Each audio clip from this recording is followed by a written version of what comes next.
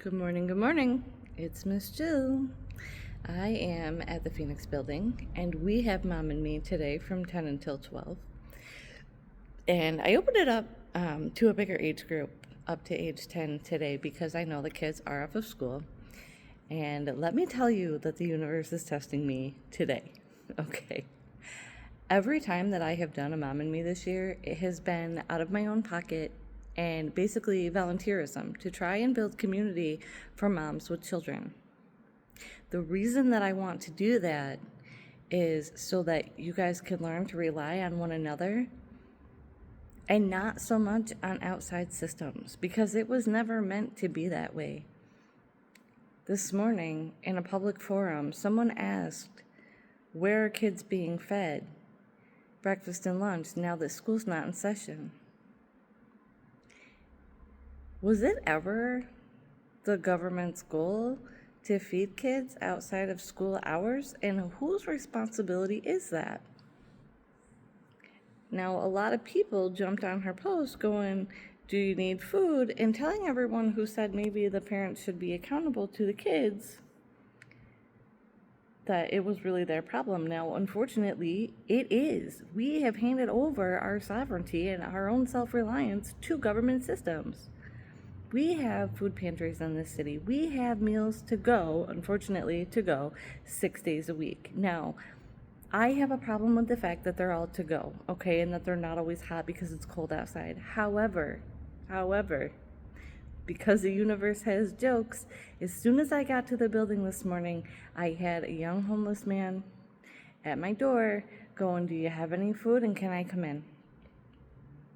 How do I open the door to him when I know that he has a known drug problem? When I'm about to have a room full of moms and children, I had to pull a boundary and say, we're not open to the public today. And unfortunately, I don't have leftovers, which really, unfortunately, I discovered was a lie because there was stuff in the fridge. Okay, so that was hard for me. And so ethically, now I'm like, did I make the right decision?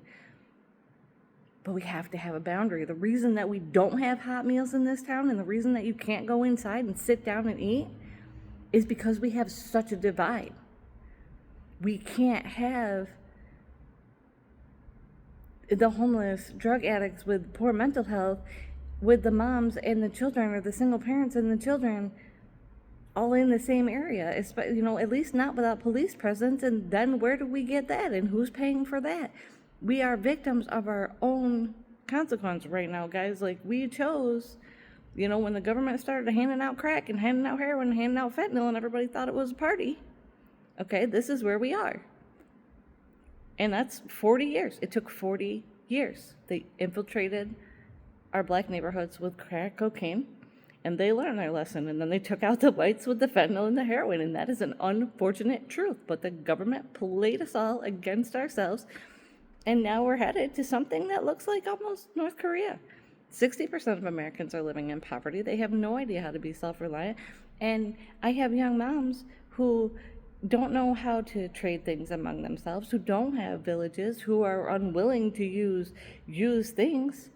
When I was home visiting, I had moms who wanted brand new, cribs and brand new high chairs because they knew that a government program would buy that for them. That is learned behavior, and it is generational, because a lot of those teenagers that I saw in those homes when I was home visiting are the same ones that I'm seeing at the community baby showers crying over the gift baskets that they didn't win because they wanted that one full of new stuff.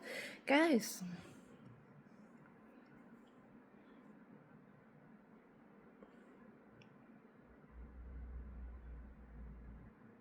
what do we do? What do we do? I have tried since 2018 to say that we need a community space for these young moms, but it has to be free. And see, that's the thing. There are some spaces, but they're not free.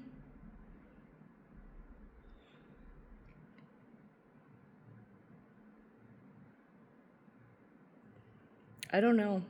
To be honest with you, I swear God has jokes, because it's Christmas Eve, and I really don't know what I'm supposed to be doing right now. Because I'm here and I'm doing this, and I thought that I was doing the right thing. But I have been chasing this for 5 years, trying to make people see. And as we plunge further and further into the nonsense, it's so hard. 200 houseless kids in our community. Most kids on waitlist for OT, PT, speech, because the parents don't know how to teach them. They don't know how to handle the behaviors. We have to be educating the parents. And we didn't for the past 30 years. We just, no child left behind, and we left them all behind. We didn't teach them how to read or write. Average American reads on a 6th grade level. Average college freshman around 7th grade. They're handing them master's degrees when half of the things that they're writing are incoherent, but they're paying for them, right? So if you sign that loan, we take your money and we'll garnish your wages to get it, even if we did put you $100,000 in debt to teach 3-year-olds how to count. You shouldn't need a master's degree to teach 3-year-olds how to count. That's the game, friends. When you need a master's degree to teach UPK 3, the free government program, we have a big problem, friends. A lot of these kids that are being diagnosed as autistic are not autistic. They are kids that were left behind in infancy. Their brain absorbs the most information from birth to age 3. There are word gaps in families that come from poverty. Kids don't hear language because it's not present. That's why they can't speak. Then we played the COVID game, and that also was intentional, okay? It was intentional to roll us into this online frenzy that we're creating that our infrastructure can't hold, which is why we're playing the water game we're playing in Syracuse. It is all a cyclical game, friends. And as individuals, as consumers, as Americans, we're being played, and we're being played against one another. And that's why everyone in the comment section going, oh, have some empathy on that woman's post this morning about why the government wasn't feeding people. That is exactly the game. That's exactly where you're supposed to be. You're supposed to be just feeling bad for everyone, like we don't have the choice to stand up and topple this whole freaking game. See you guys later. Merry Christmas!